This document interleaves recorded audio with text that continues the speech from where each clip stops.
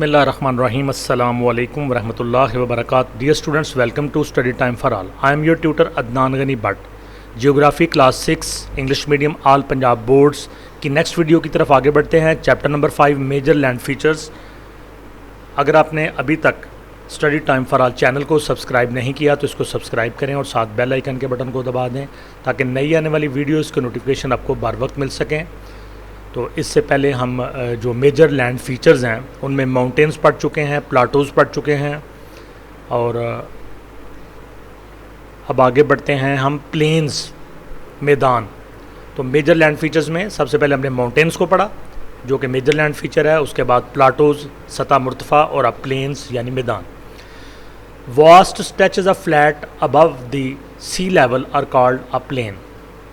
सतह समंदर के साथ वसी फैले हुए कतात रकबा ज़मीन इसको प्लेन कहते हैं या मैदान कहते हैं। टाइप्स ऑफ प्लेन्स, मैदान की किस्में। Mountains and plateaus came into being due to uplifting of flat areas. पहाड़ियाँ और सतह मुर्तफ़ा उस वक़्त वजूद में आईं जब जो फ्लैट एरियाज़ थे, हमवार इलाके थे, वो अपलिफ्ट हो गए, ऊपर की तरफ उठ गए ज़मीन के अंदर की कुव्वतों की वजह से। But the areas which were not affected by the internal forces of the earth remain flat as planes.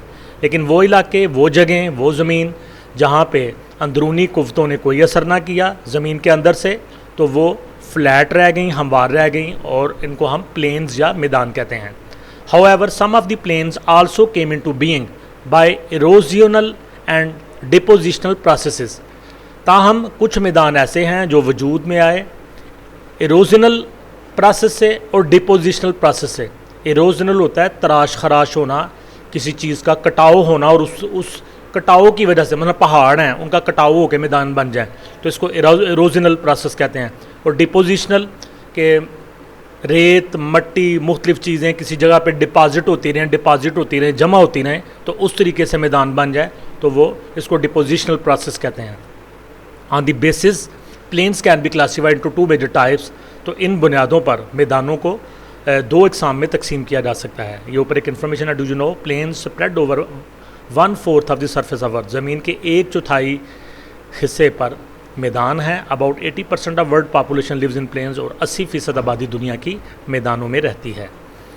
तो इस बुनियाद पर इनको मैदानों को दो बड़ी हिस्सों में तकसीम किया गया है। तो वो कौन कौन सी हैं? नंबर 1 इरोजियनल प्लेन्स और नंबर 2 डिपोजिशनल प्लेन्स। अब इनकी तफसील हम पढ़ते हैं कि जो इरोजियनल प्लेन्स हैं, जो जिसको कि मैंने कहा तराशीदा मैदान, कटाव के ज़रिए बने हुए मैदान, कांट छांट के ज़रिए बने हुए मैदान। तो ये कांट छांट तराशीदगी ये क्या चीज़ें हैं? You have studied that when A landform appears on the surface of अर्थ। आप पढ़ चुके हैं कि जब कोई लैंड फार्म अपीयर होता है, नज़र आता, बाहर निकल आता है ज़मीन की सतह से, यानी कोई पहाड़ ये जो चीज़ होती है ना ये बनने की, ये 10 20 100 200 सालों में नहीं होती बल्कि लाखों सालों में जाके ये चीज़ बनती है। ये पहाड़ लाखों सालों में वजूद में आए हैं, आहिस्ता आहिस्ता आहिस्ता ज़मीन की कुव्वतें इनको ज़ोर लगाती नहीं, ये बाहर की तरफ उठते रहे हैं।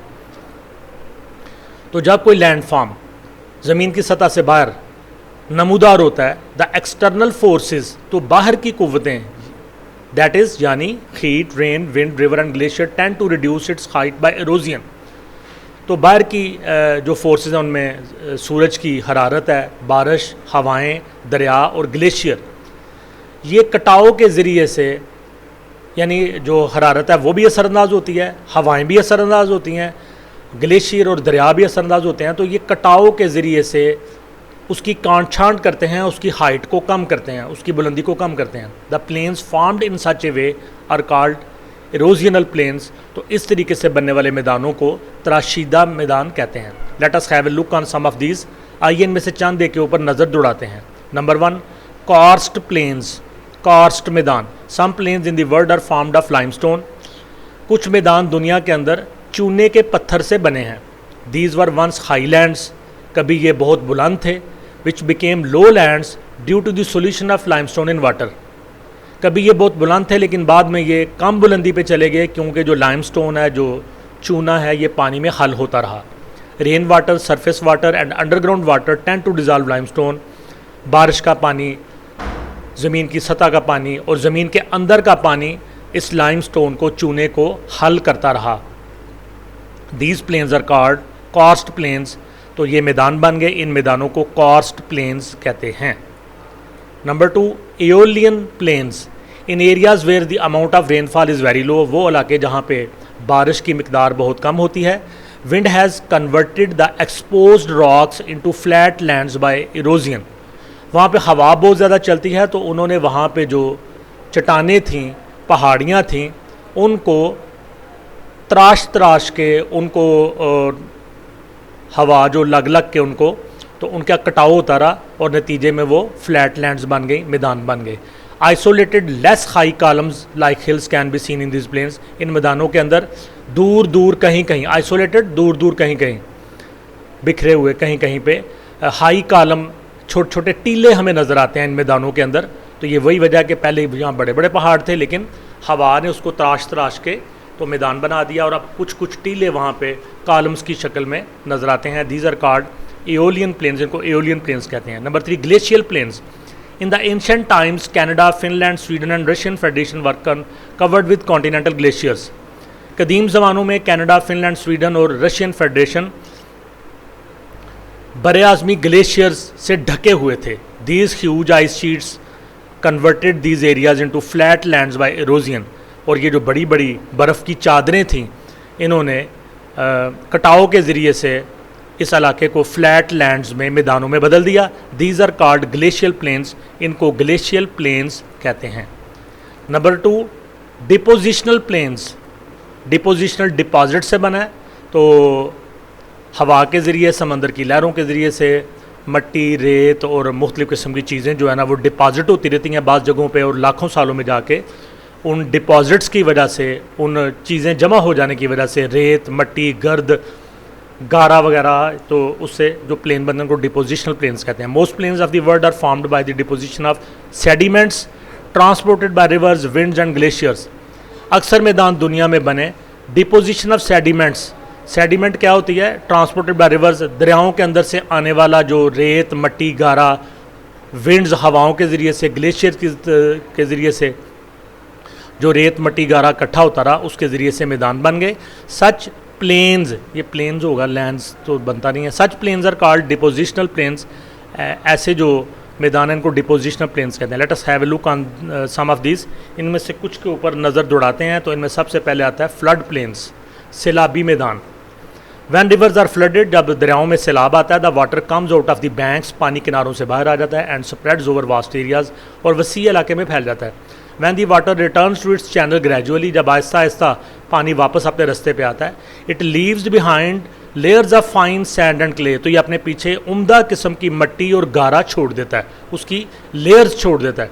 The smooth plain thus formed is called a flood plane.